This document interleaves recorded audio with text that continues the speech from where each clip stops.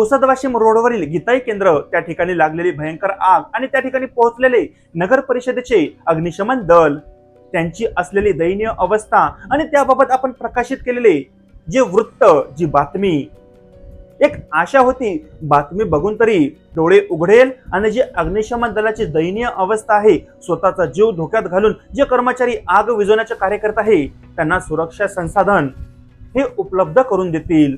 आता घडलेला प्रसंग असा की दिनांक 19 फेब्रुवारी 2026 सकाळच्या सुमारास पुसद नगरपालिकेच्या हाकेच्याच अंतरावर असलेले राजधानी ड्रेसेस जे मोठ्या नाल्यावर बांधलेले आहे, अशी माहिती मिळाली की 2 व्यक्तींमार्फत त्या नाल्यामध्ये जाऊन कचरा पेटवण्यात आलेला आहे।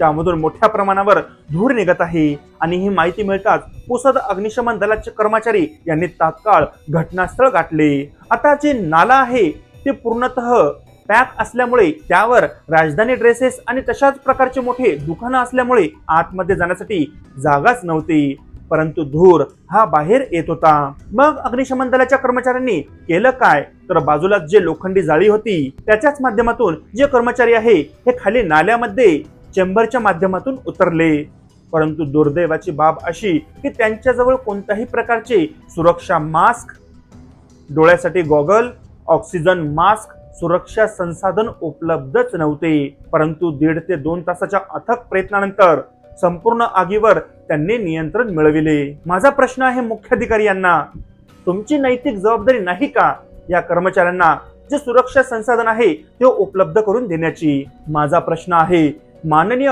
नगराध्यक्ष मॅडम यांना। नगरपालिकेमध्ये अशी चर्चा आहे की जे फायर डिपार्टमेंटचे कर्मचारी आहे हे शेकडो वेळा तुमच्याकडे आलेले आहे याच विषयासंदर्भात की आम्हाला न्याय द्या, परंतु तुमच्या मार्फत कोणत्याही प्रकारे ठोस उपाययोजना केली नसल्याची माहिती नगरपालिकेतीलच कर्मचाऱ्यांमार्फत मिळालेली आहे आणि त्याचे जिवंत उदाहरण म्हणजे कर्मचाऱ्यांजवळ नसलेली सुरक्षा संसाधन। माझा प्रश्न आहे डिपार्टमेंटच्या अधिकाऱ्यांना, माझा प्रश्न आहे प्रशासकीय अधिकाऱ्यांना, जर हेच कर्मचारी एखाद्या राजकीय पुढाऱ्याच्या जवळचे असते तर तुम्ही असंच त्यांच्या जीवाशी खेळले असते का? कुठेतरी नगरपालिकेमध्येच अशी चर्चा आहे की याच कर्मचाऱ्यांना 18 ते 20 हजार रुपये महिना पगार हा मिळायला पाहिजे, परंतु मिळतो किती?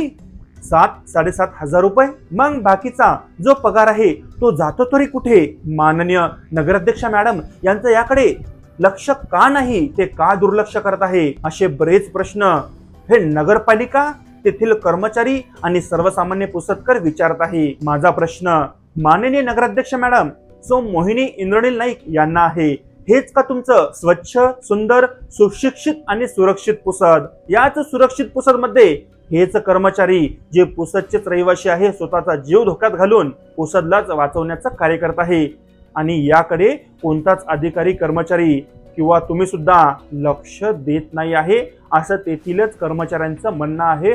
सर्वसामान्य पुसदकर उघडपणे बोलत आहे। आता बघू या व्हिडिओ नंतर सुद्धा जे संबंधित प्रशासकीय अधिकारी यांचे डोळे उघडतात का?